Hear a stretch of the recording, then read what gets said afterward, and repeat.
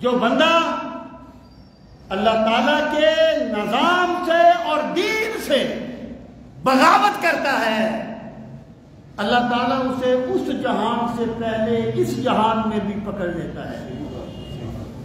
یہ پکڑ کسی بھی صورت میں ہو سکتی ہے، برا دوست مل جائے، نافرمان اولاد مل جائے، زندگی اجیرن کرنے والی بیوی یا بیوی کو خاوند مل جائے، یہ سب میرے رب کی گرفت کی صورتیں ہوتی ہیں۔ تو جو بندہ برائی کو اپنی طاقت کے مطابق روکے، اس کا مطلب یہ ہے اللہ نے اسے ایمان عطا فرمایا، سبحان اللہ۔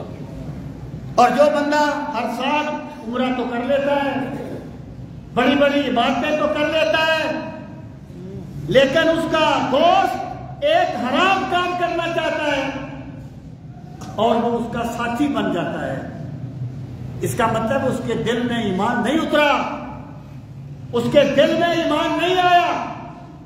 اور امام غزالی نے احیاء میں لکھا ہے، ایک روایت لکھی ہے کہ اللہ تعالیٰ نے جبریل امین کو کہا، فرشتوں کو کہا، اس بستی کو تباہ کر دو، وہ نافرمانوں کی بستی ہے۔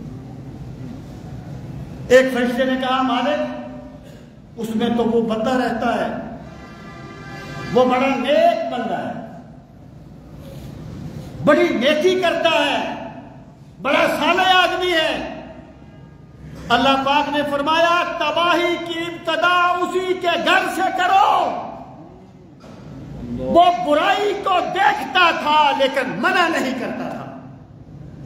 اللہ کی بارگاہ میں جب برائی پر کمپرومائز کر لیا جاتا ہے تو بندے کا مقام اور مرتبہ اللہ کی بارگاہ سے ختم ہو جاتا ہے۔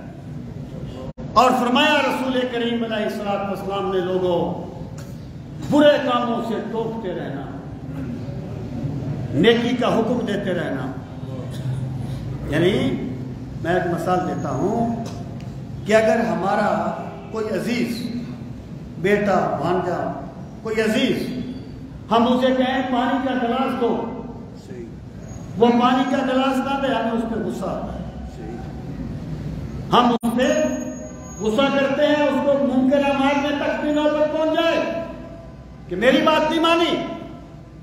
اور جب وہی عزیز رب کی بات نہیں مانتا، اللہ کی نافرمانی کرتا ہے، تو بندے کو احساس نہ ہو، اس کا مطلب یہ ہے وہ یہ سمجھتا ہے کہ میرا حکم اللہ کے حکم سے زیادہ قابل احترام ہے۔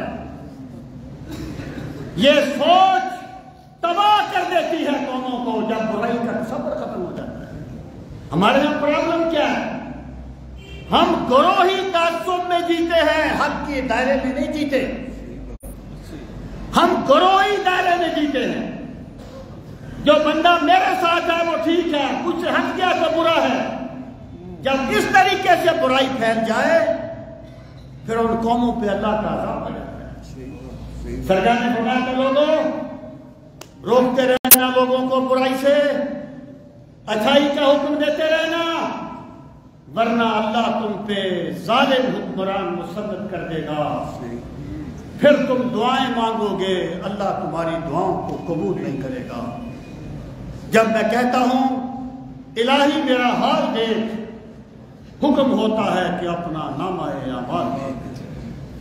یہ چند تعبیریں میں نے آج عرض کی، انشاءاللہ جلد پر میں اس کو کمپلیٹ کروں گا۔ اللہ تعالیٰ ہم سب کو ایمان